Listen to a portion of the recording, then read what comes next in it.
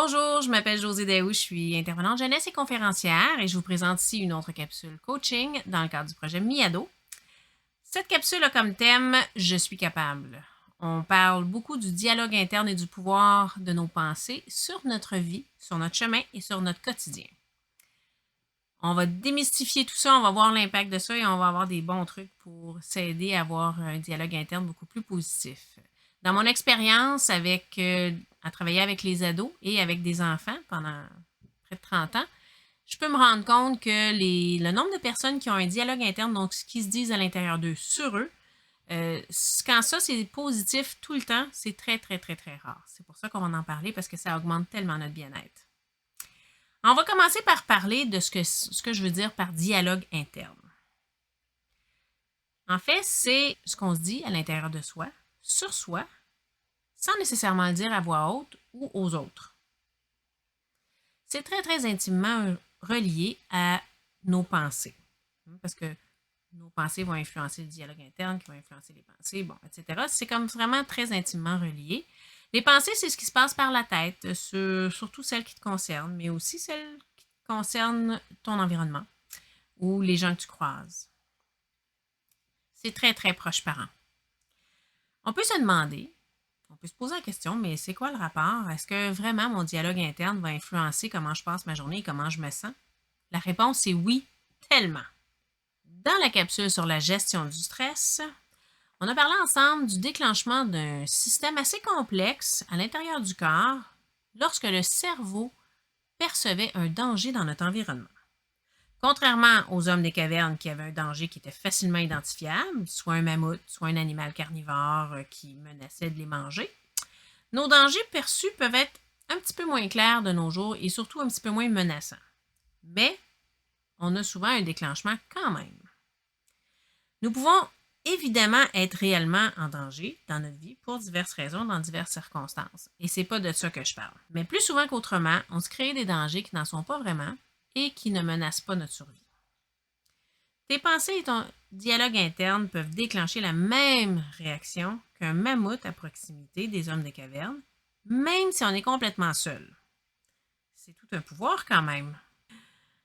Par exemple, si on a un dialogue interne, ce qu'on se dit en dedans, qui est très encourageant, qui est motivant, qui est positif, qui nous encourage, bien, on a des vraiment meilleures chances à être plus en confiance, à être détendu, à avoir plus de facilité à avancer, à réfléchir et même à trouver des solutions et plein d'autres choses. On a un meilleur accès à nos capacités, à nos outils et c'est plus simple à avancer. Au contraire, si on a un dialogue interne qui tourne autour de tout ce qui est négatif, d'être accusateur, plein d'insultes, décourageant, démotivant, bien, c'est évident que le niveau de confiance va descendre. On va se sentir plus triste, plus nerveux, plus criblé de doutes et bien moins en possession de nos moyens. C'est tout à fait évident. On peut se demander pourquoi c'est si évident que ça. Bien, c'est parce que on se croit. On peut se demander pourquoi est-ce que c'est si évident que ça. La réponse est parce qu'on se croit soi-même. Si on se répète sans cesse qu'on est capable de ci ou de ça, toute notre personne, toutes nos capacités, tout ce qu'on est, vont maximiser ce qu'on est capable de faire pour réussir et se rendre capable. À l'inverse, si notre message sur nous-mêmes est que nous ne sommes pas capables de ci, de ça, toute notre personne et tout ce qu'on est vont croire ce message et vont diminuer nos capacités qui sont pourtant là pour s'adapter au message répété. On va réellement devenir moins capable dans la réalité. Notre tête et notre cœur veulent être en harmonie. Ils veulent éviter les conflits internes, comme par exemple, si on arrive à l'école une journée, on est très triste pour peu importe la raison, on a le goût de pleurer, mais voulant pas en parler avec personne, on fait semblant. Ah oui, ça va bien, oui, oui, on se met un sourire, puis on fait semblant que ça va bien. Ça va être une journée qui va être extrêmement exigeante. Ça va être difficile, ça va être fatigant, ça va être demander une énergie supplémentaire pour faire à semblant et faire contraire à ce qu'on ressent.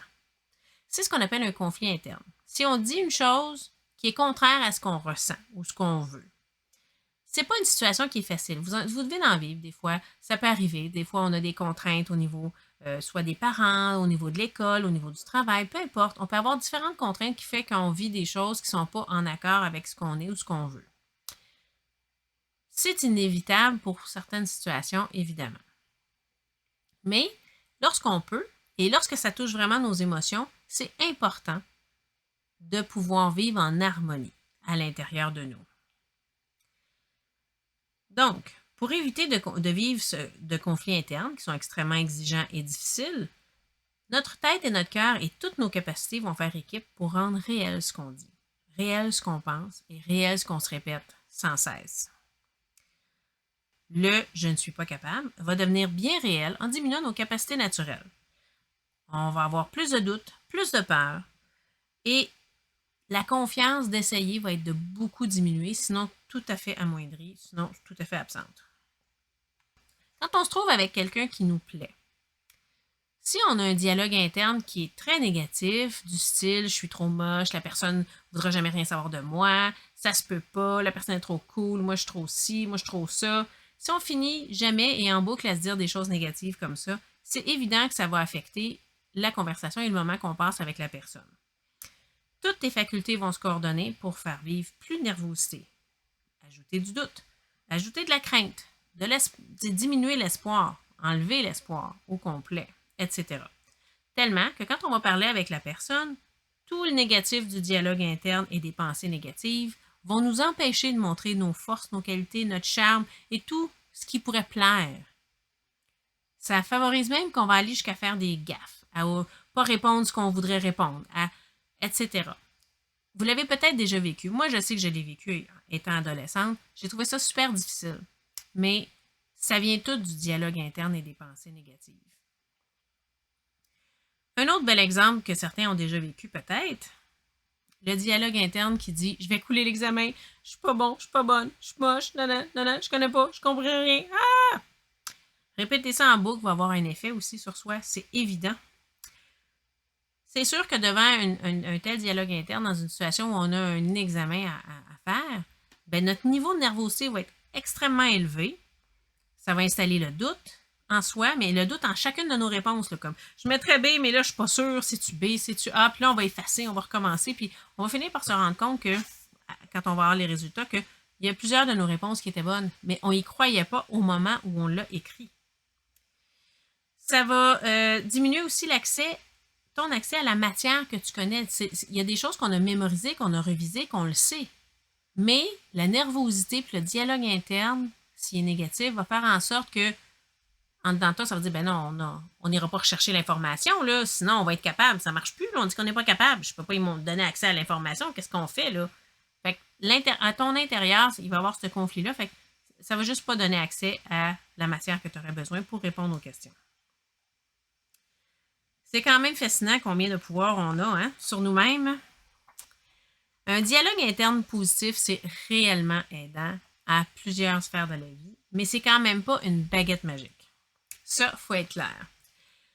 Si quelqu'un décidait d'essayer de passer son année scolaire en n'ouvrant jamais un cahier, en faisant aucun exercice, mais juste en se disant « Hey, moi, je suis capable », c'est sûr que ça nous aide, mais ça ne remplit pas tout le travail non plus. Il faut quand même se donner du sien aussi. Là. Mais se répéter « je suis capable » à tous les jours va faire en sorte que quand je vais être en classe, je vais comprendre la matière. Ça va faire en sorte que je vais mémoriser la matière plus facilement et plus efficacement. Ça va faire en sorte que quand je vais faire de la révision puis faire de l'étude, ben, je vais avoir accès à ces souvenirs-là, à ces mémoires-là, puis je vais mieux comprendre ce que j'étudie, ça va mieux rentrer et ça va approfondir ma mémorisation de ça. En plus, ça va augmenter aussi la réussite à l'examen, ce qui va donner une meilleure note et un sentiment de confiance en soi encore plus fort. Puis ça vient nourrir le sentiment de « je suis capable ». Fait que vous voyez, c'est comme une roue qui tourne. Je suis capable, ben, je comprends mieux en classe, je mémorise mieux, je révise mieux, j'étudie mieux, je réussis mieux. Alors, ça vient prouver que je suis capable. C'est une roue qui tourne. Et l'inverse est aussi vrai. Si vous l'avez déjà expérimenté, vous le savez, plus je m'éloigne du message que je suis capable, plus toutes les parties, toutes les étapes sont difficiles. Un autre bel exemple, c'est est-ce que vous connaissez des athlètes olympiques ou professionnels? Si vous avez lu un petit peu sur eux autres ou si vous en savez un peu, vous avez vu des entrevues, c'est certain qu'aucun d'entre eux arrive à une compétition ou un match en se disant « Oh my God, je suis pas bon, je suis pas bonne, je vais pas réussir, je vais tout gâcher. Ah! » C'est sûr et certain que non. Parce que avoir cette attitude-là pour un athlète de haut niveau, ça équivaut à la fin de sa carrière. Fait que c'est évident que c'est pas ça. La psychologie sportive est une discipline qui tourne autour de l'impact que le mental a sur les performances. Évidemment, on n'a pas tous accès à un psychologue sportif ou de haut niveau, mais par contre, on comprend le principe. Pour les athlètes de haute performance, ils comprennent, c'est d'une évidence, que ce qu'ils se disent et l'attitude qu'ils ont à l'intérieur d'eux joue pour beaucoup dans leur succès. Mais c'est pareil pour tout le monde. On n'est pas obligé d'être un athlète de haut niveau pour avoir un impact sur nous à travers nos pensées et notre dialogue interne. C'est la même chose. Moi, j'ai par contre des outils qui sont un petit peu plus faciles et accessibles à te proposer pour avoir un dialogue interne beaucoup plus positif. Les outils qui fonctionnent mieux pour cet aspect sont des outils qui soulignent tes forces et tes accomplissements, puis qui entraînent ton cerveau à voir le positif à tout moment de la journée, à tous les jours. Par exemple, tenir un journal de fierté. C'est un peu le même principe qu'un journal personnel, sauf qu'on n'y inscrit pas nécessairement toute notre journée. On y inscrit un nombre d'éléments pour lesquels on est fier de nous cette journée-là. On peut se donner un chiffre à l'avance, 1, 2, 3. Moi, je trouve que 3 éléments par jour, je trouve ça bien intéressant. C'est des accomplissements ou des situations ou des pensées qui te rendent fier de toi pour cette journée.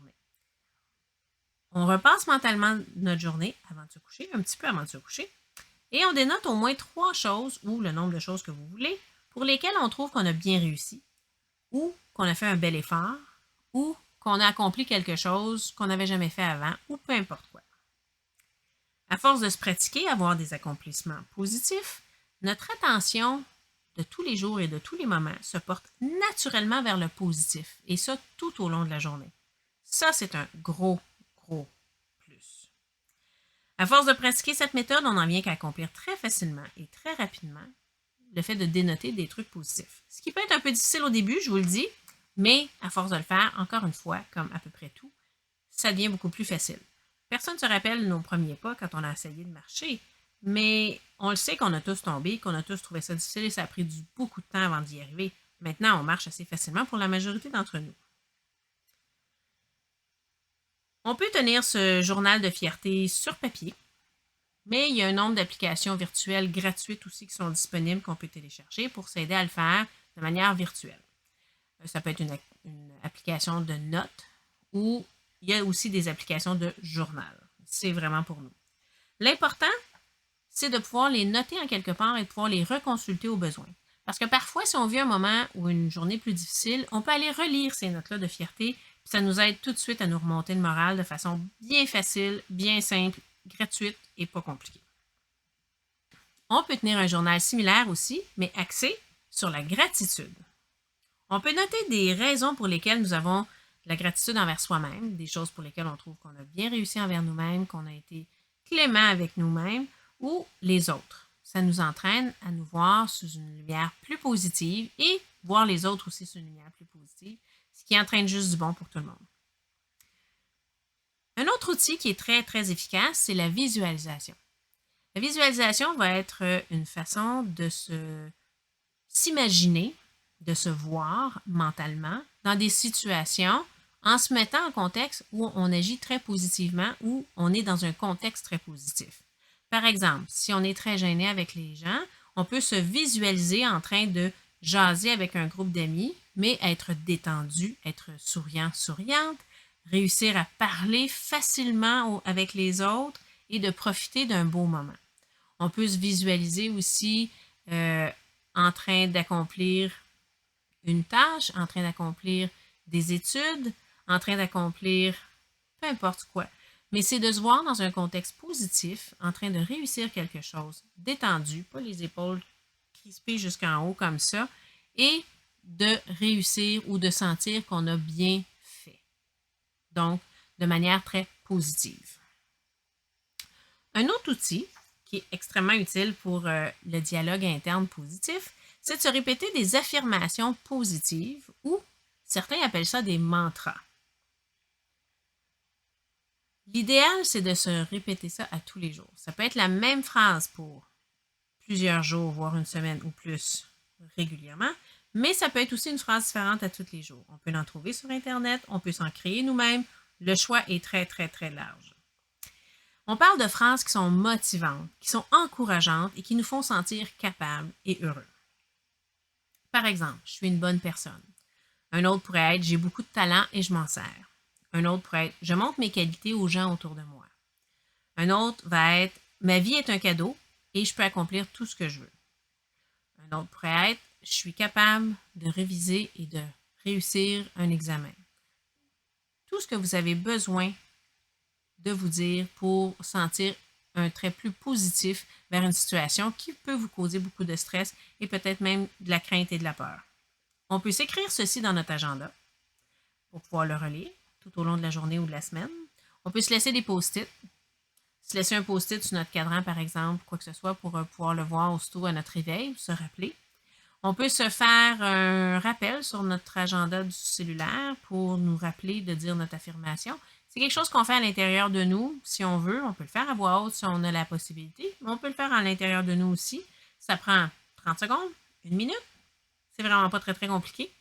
Et ça nous aide à retrouver un dialogue plus positif. Ça nous aide à mettre notre attention sur le positif. Ça nous donne confiance. Ça nous influence dans notre journée.